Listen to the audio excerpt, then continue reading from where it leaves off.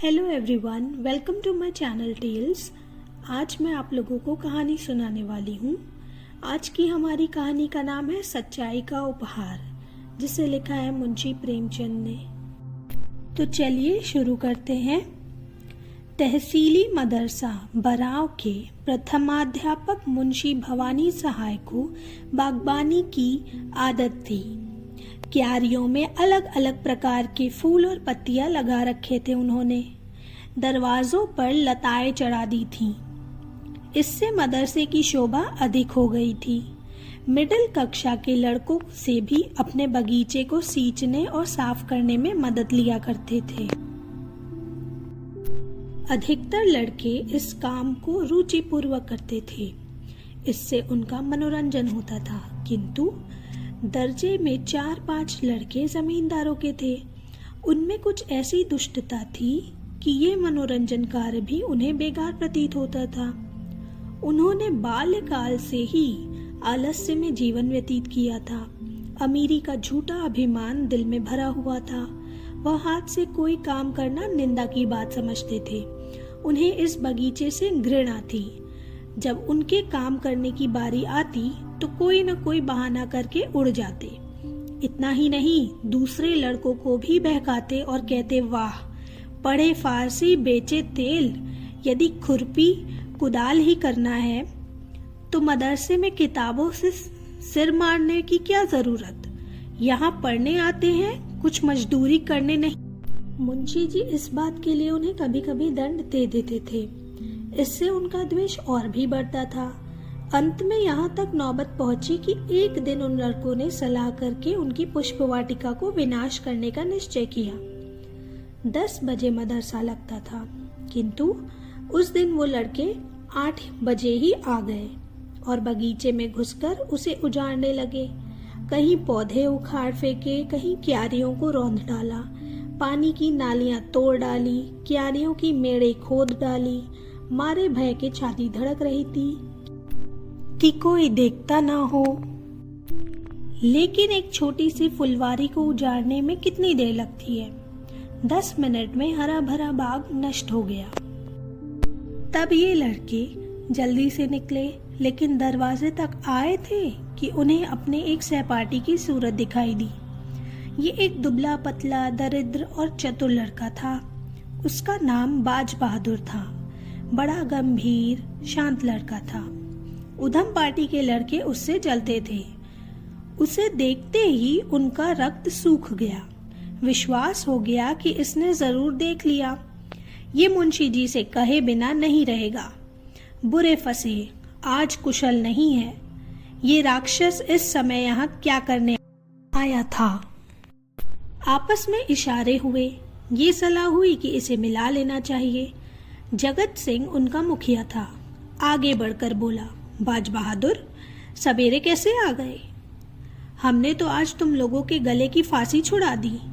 लाला बहुत दिक्कत किया करते थे, ये करो वो करो, मगर यार देखो कहीं मुंशी जी से बोल मत देना, नहीं तो लेने के देने पड़ जाएंगे।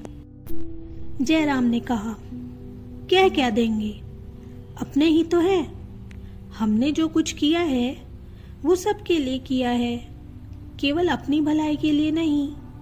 चलो यार, तुम्हें बाजार की सैर करा दे, कुछ मीठा खिला दे। बाज बहादुर ने कहा, नहीं, मुझे आज घर पर पाठ याद करने की छुट्टी नहीं मिली, यहीं बैठकर पढ़ूंगा। जगत सिंह, अच्छा, मुंशी जी से कहोगे तो नहीं? बाज बहादुर, मैं खुद से कुछ नहीं कहूंगा, लेकिन उन्होंने मुझसे पूछा तो। जगत सिंह, कह देना मुझे नहीं मालूम। बाज बहादुर, ये झूठ मुझसे नहीं बोला जाएगा। जयराम, अगर तुमने चुगली खाई और हमारे ऊपर मार पड़ी तो हम तुम्हें पीटे बिना नहीं छोड़ेंगे।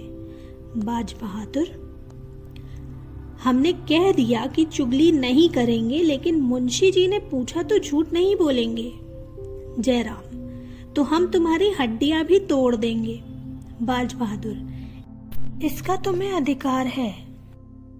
10 बजे जब मदरसा लगा और मुंशी भवानी सहाय ने बाग की ये दुर्दशा देखी तो बहुत गुस्सा हो गए। बाग के उजड़ने का इतना खेद नहीं था जितना लड़कों की शरारत का था। यदि किसी सांड ने ये दुष्ट काम किया होता तो वो केवल हाथ मल कर रह जाते, लेकिन लड़कों के इस अत्याचार को सहन नहीं कर सके। ज्यों ही लड़के दर्जे में बैठ गए, वह तेवर बदले हुए आए और पूछा, ये बाग किसने उजाड़ा है? कमरे में सन्नाटा छा गया। अपराधियों के चेहरे पर हवाइयां उड़ने लगी। मिडिल कक्षा के 25 विद्यार्थियों में कोई ऐसा नहीं था जो इस घटना को नहीं जानता हो, किंतु किसी में ये साहस नहीं था कि उठकर साफ साफ कह दे। सब सिर झुकाए मौन धारण किए बैठ गए थे। मुंशी जी का क्रोध और भी प्रचंड हुआ। चिल्लाकर बोले, मुझे विश्वास है कि तुम ही लोगों में से किसी की शरारत है। जिसे मालूम हो स्पष्ट बता दे, नहीं तो मैं एक सिरे से पीटना शुरू करूंगा। फिर कोई ये ना कहे कि हम बेवजह मारे गए। एक लड़का भी न बोला। वही सन्नाटा। मुंशी, देवी प्रसाद, तुम जानते हो? देवी, जी नहीं, मुझे कुछ नहीं मालूम। शिवदास, तुम जानते हो? जी नहीं, मुझे कुछ नहीं मालूम। बाज बहादुर, तुम कभी झूठ नहीं बोलते, तुम्हें मालूम है? बाज बहादुर खड़ा हो गया। उसके मुखमंडल पर वीरत्व का प्रकाश था, आंखों में साहस झलक रहा था। बोला, जी हाँ। मुंशी जी ने कहा, शाबाश। अपराधियों ने बाज बहादुर की ओर गुस्से से देखा और मन में कहा, अच्छा। भवानी प्रसाद बड़े धैर्यवान मनुष्य थे, लड़कों को कष्ट नहीं देते थे, किंतु ऐसी दुष्टता का दंड देने में वह जरा भी दया नहीं दिखाते थे। छड़ी मंगाकर 5 अपराधियों को 10-10 छड़ियां लगाईं। सारे दिन बेंच पर खड़ा रखा और चाल चलन के रजिस्टर में उनके नाम के सामने काले चिन्ह बना दिए।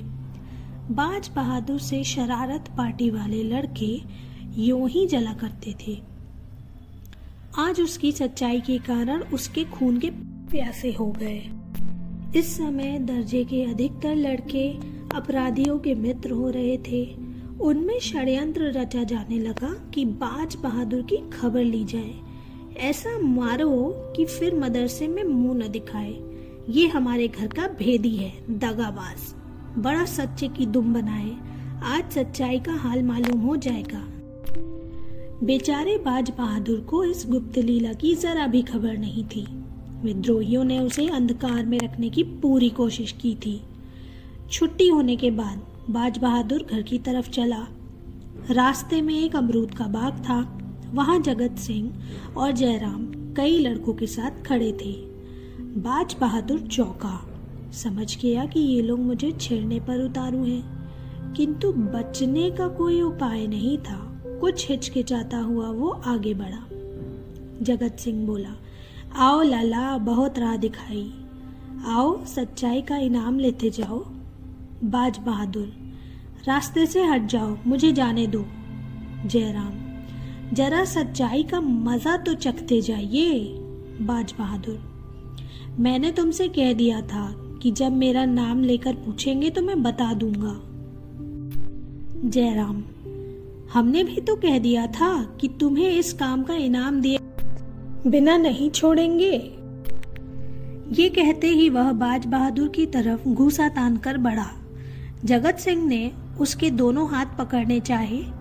जयराम का छोटा भाई शिवराम अमरूद की एक टहनी लेकर झपटा। बाकी लड़के चारों तरफ खड़े हो गए और खड़े होकर तमाशा देखने लगे। यह रिजर्व सेना थी जो आवश्यकता पड़ने पर मित्र दल की सहायता के लिए तैयार थी। बाज बहादुर दुर्बल लड़का था। उसकी मरम्मत करने को वे 3 मजबूत लड़के काफी थे। सब लोग यही समझ रहे थे कि थोड़ी ही देर में ये तीनों उसे गिरा लेंगे, लेकिन बाज बहादुर ने जब देखा कि शत्रुओं ने हमला करना शुरू कर दिया तो उसने तिरछी नजर से इधर उधर देखा। तब तेजी से झपटकर शिवराम के हाथ से अमरूद की टहनी छीन ली और 2 कदम पीछे हटकर टहनी ताने हुए बोला, तुम मुझे सच्चाई का इनाम या सजा देने वाले कौन होते हो? दोनों ओर से दांव पेच होने लगा। बाज बहादुर था तो कमजोर, पर बहुत चंचल और सतर्क। उस पर सत्य का विश्वास हृदय को और भी बलवान बनाए हुए था। सत्य चाहे सिर कटा दे, लेकिन कदम पीछे नहीं हटाता। कई मिनट तक बाज बहादुर उछल उछल कर वार करता और हटाता रहा, लेकिन अमरूद की टहनी कहाँ तक थाम सकती। जरा देर में उसकी धज्जियां उड़ गई। जब तक वह उसके हाथ में रही, तलवार रही, कोई उसके पास आने की हिम्मत नहीं करता था। निहत्था होने पर वह ठोकरों और घूंसों से जवाब देता रहा, मगर अंत में अधिक संख्या ने विजय पाई। बाज बहादुर की पसली में शिवराम का एक घूंसा ऐसा पड़ा कि वह बेदम होकर गिर पड़ा। आंखें पथरा गई और मूर्छा सी आ गई। शत्रुओं ने ये दशा देखी तो उनके हाथों के तोते उड़ गए। समझे इसकी जान निकल गई, बेतहाशा भागे। कोई 10 मिनट के पीछे बाज बहादुर सचेत हुआ। कलेजे पर चोट लग गई, घाव पड़ा था, जरा भी खड़े होने की शक्ति नहीं थी। साहस करके उठा और लंगड़ाता हुआ घर की ओर चला। उधर ये विजय दल भागते भागते जयराम के मकान पर पहुंचा। रास्ते ही में सारा दल तितर बितर हो गया। कोई इधर से निकल भागा, कोई उधर से। कठिन समस्या आ पड़ी थी। जयराम के घर तक केवल 3 अचानक लड़के पहुंचे। वहां पहुंचकर उनकी जान में जान आई। जयराम, कहीं मर न गया हो, मेरा घूंसा बैठ गया था। जगत सिंह, तुम्हें पसली में नहीं मारना था, अगर तिल्ली फट गई होगी तो नहीं बचेगा। जयराम, यार मैंने जान के थोड़े ही मारा था, संयोग ही था, अब बताओ क्या किया जाए। जगत, करना क्या है, चुपचाप बैठे रहो। जयराम, कहीं मैं अकेले तो न फंसूंगा। जगत, अकेले कौन फंसेगा, सबके साथ चलेंगे। जयराम, अगर बाज बहादुर मरा नहीं है तो उठकर सीधे मुंशी जी के पास जाएगा। जगत, और मुंशी जी कल हम लोगों की खाल अवश्य उधेड़ेंगे।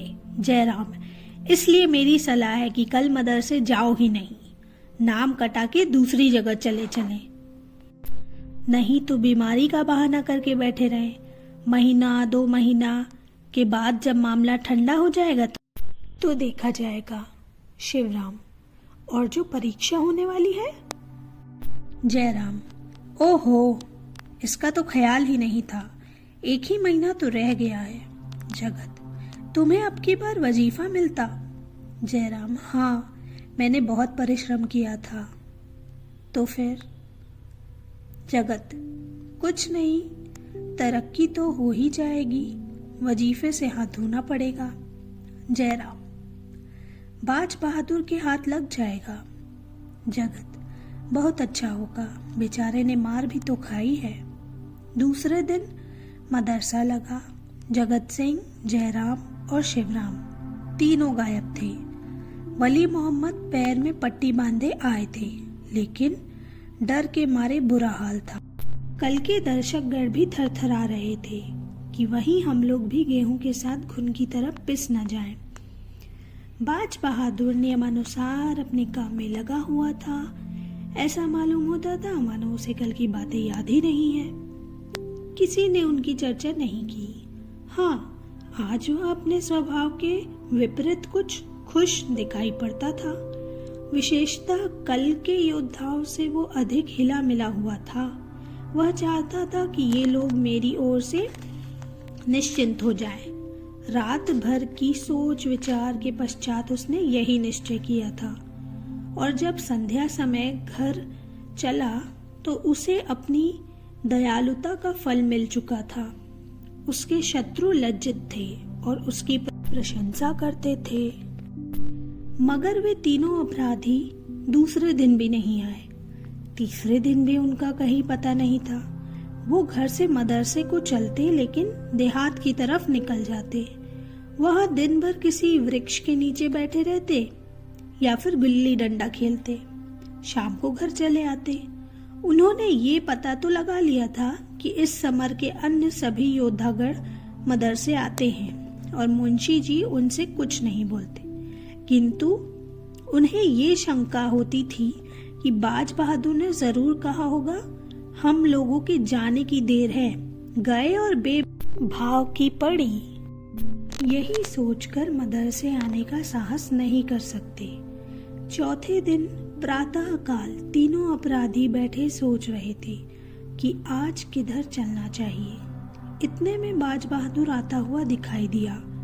इन लोगों को आश्चर्य तो हुआ, परंतु उसे अपने द्वार पर आते देखकर कुछ आशा बंद हुई। ये लोग अभी बोल भी नहीं पाए थे कि बाज बहादुर ने कहा, क्यों मित्रों, तुम लोग मदरसे क्यों नहीं आते? 3 दिन से गैर हाजिरी हो रही है।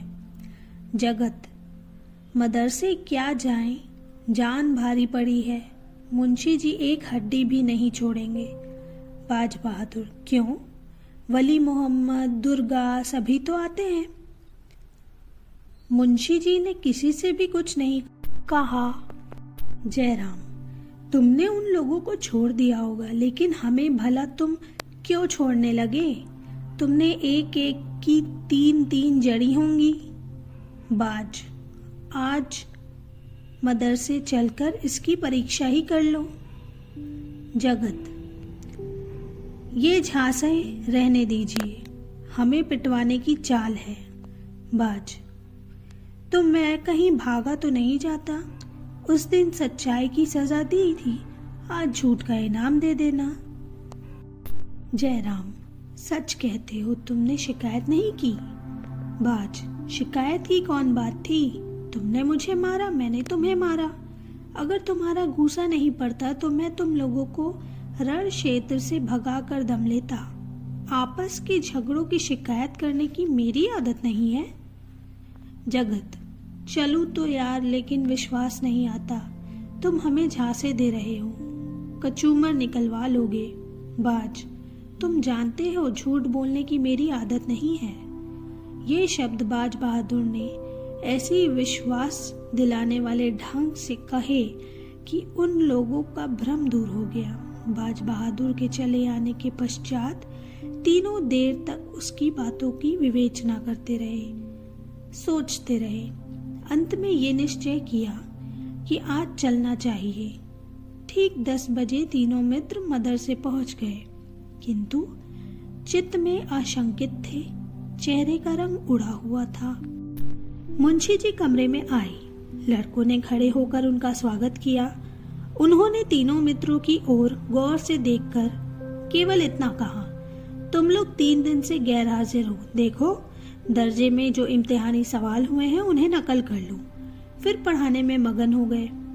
जब पानी पीने के लिए लड़कों को आधे घंटे की छुट्टी मिली तो तीनों मित्र और उनके सहयोगी जमा होकर बातें करने लगे। जयराम, हम तो जान पर खेल कर मदरसे आते थे, मगर बाज बहादुर है बात का धनी। वली मोहम्मद, मुझे तो ऐसा मालूम होता है वो आदमी नहीं देवता है। ये आंखों देखी बात ना होती तो मुझे कभी इस पर विश्वास नहीं आता। जगत, अच्छा इंसान इसी को कहते हैं। हमसे बड़ी भूल हो गई कि उसके साथ ऐसा अन्याय किया। दुर्गा, चलो उसे क्षमा मांगो। जयराम, हाँ, ये तुमने खूब सूझी। आज ही जब मदरसा बंद हुआ तो दर्जे के सब लड़के मिलकर बाज बहादुर के पास गए। जगत सिंह उनका नेता बनकर बोला, भाई साहब, हम सब के सब तुम्हारे अपराधी हैं। तुम्हारे साथ हम लोगों ने जो अत्याचार किया है उस पर हम हृदय से लज्जित हैं। हमारा अपराध क्षमा करो। तुम सज्जनता की मूर्ति हो। हम लोग उज्जड, गवार और मूर्ख हैं। हमें अब क्षमा प्रदान करो। बाज बहादुर की आंखों में आंसू भर आए। बोला, मैं पहले भी तुम लोगों को अपना भाई समझता था और अब भी वही समझता हूँ। भाइयों के झगड़े में क्षमा कैसी? सबके सब उसके गले मिले। इसकी चर्चा सारे मदरसे में फैल गई। सारा मदरसा बाज बहादुर की पूजा करने लगा। वो अपने मदरसे का मुखिया, नेता और सिरमौर बन गया। पहले उसे सच्चाई का दंड मिला, अब की सच्चाई का उपहार मिला। तो दोस्तों, ऐसी ही माइंड रिलैक्सिंग स्टोरीज को सुनने के लिए प्लीज़ मेरे चैनल को लाइक, सब्सक्राइब और शेयर ज़रूर कीजिए। Thank you.